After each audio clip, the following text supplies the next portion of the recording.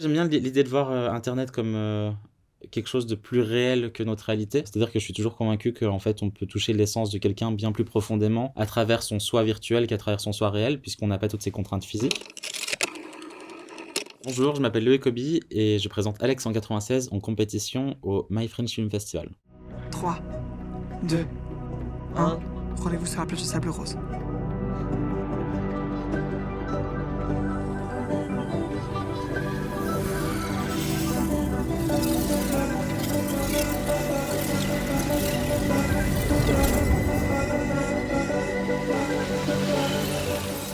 Alex 196, c'est un film qui mélange, le jeu vidéo et la prise de vue réelle pour en fait raconter l'histoire de 2 jeunes hommes qui se rencontrent sur internet et qui se sont jamais vus dans la vie réelle. Mais qui s'aiment, tout de même. J'ai beaucoup grandi sur internet, avec des amis et donc, des premiers amours en ligne, qui étaient des personnes que j'avais jamais rencontrées dans la vie réelle, mais pour qui j'éprouvais tout de même des sentiments et au moment de faire mes premiers films, je voulais trouver un moyen de raconter ces premiers amours, mais j'étais toujours bloqué par comment montrer du virtuel dans la prise de vue réelle et pour moi, ça s'est vraiment débloqué, au moment où j'ai réalisé qu'en fait, le jeu vidéo pouvait être, un vrai, outil narratif et donc je me suis dit: «Ça pourrait être assez intéressant d'explorer une relation qui se base, dans un jeu vidéo avant tout, où les sentiments réels se cristallisent seulement dans le virtuel». En 2019 ou 2018, il y a eu Fortnite qui avait fermé, son jeu vidéo en faisant un grand trou noir et en arrêtant tout le jeu et je me suis dit: «Mais ça peut être un élément narratif assez intéressant de se dire que le jeu vidéo sur lequel, les jeunes gens se sont rencontrés ferme et qui du coup ils aient un ultimatum pour se rencontrer».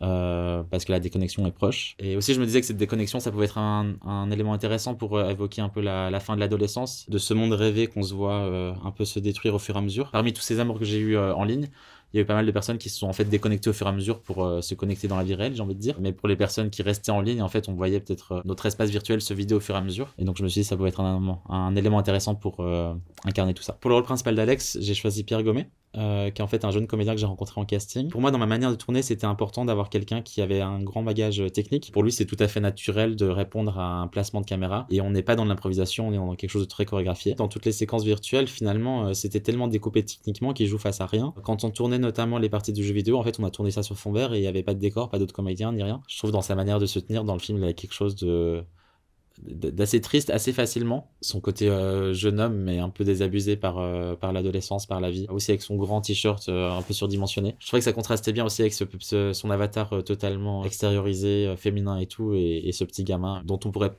pas imaginer qu'il se passe autant de choses dans sa tête en fait, alors que si. Yes. Je te laisse avec ta mère et je te vois demain, 21h, devant l'entrée de Magic World.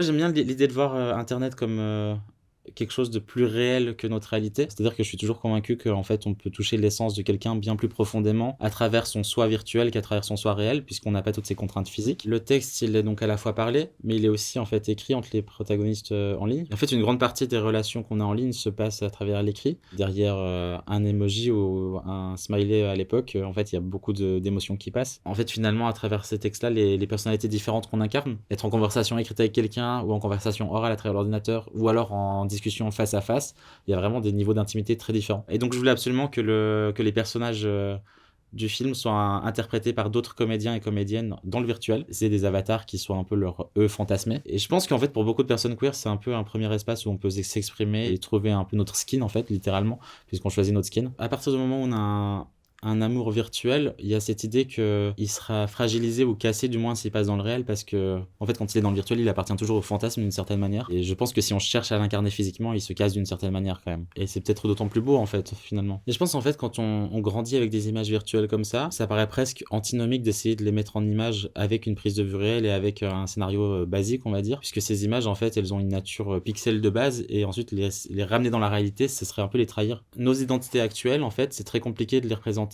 avec des moyens qui en fait sont plus vieux que nous, ou d'une certaine manière, si on veut représenter des identités contemporaines, on doit utiliser des moyens contemporains. Donc c'est pour ça que, à mes yeux, en tout cas, tout ce qui est identité virtuelle, mais aussi identité queer, en fait, il y a quelque chose qui se trouve 100% dans le virtuel, mais qui demande aussi du coup beaucoup de recherche sur comment le mettre en scène esthétiquement et plastiquement. Et t'étais là, devant moi. On se rencontrait pour la première fois. Mais c'était comme si je revoyais un ami que j'avais pas vu depuis des années. J'avais du mal à distinguer ce dont je me souvenais de toi et ce que t'étais. Et pourtant, t'es bien plus réel que tu pourras jamais l'être.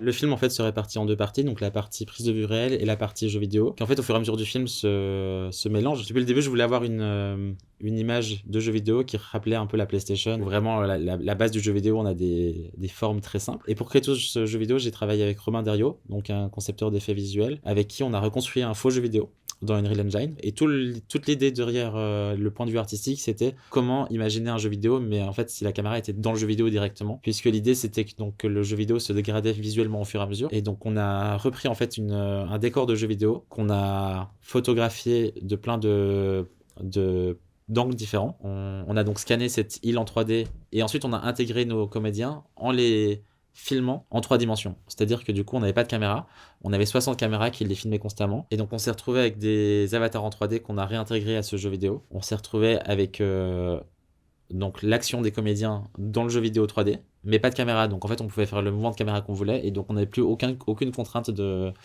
physique sur la caméra. C'était assez important pour moi en fait dès le début d'avoir une caméra physique dans la prise de vue réelle qui avait un code très précis et une caméra virtuelle dans le jeu vidéo qui ne subisse aucune contrainte du monde réel. Ça a été donc plus d'1 an et demi de post-production et donc sur un film de 24 minutes finalement on a quand même 12 minutes de VFX. Il a fallu beaucoup y croire, il a fallu aussi être assez ouvert en fait pour expérimenter jusqu'à la fin de la post-production. On n'avait pas d'exemple de films qui utilisaient littéralement la même technique, donc il a fallu inventer au fur et à mesure. On a eu la chance d'avoir le soutien du CNC et de l'aide aux effets spéciaux pour ce film. Et donc on a eu un budget spécifique pour les effets spéciaux, qui en fait est une super aide parce que sinon on n'aurait pas pu faire le film.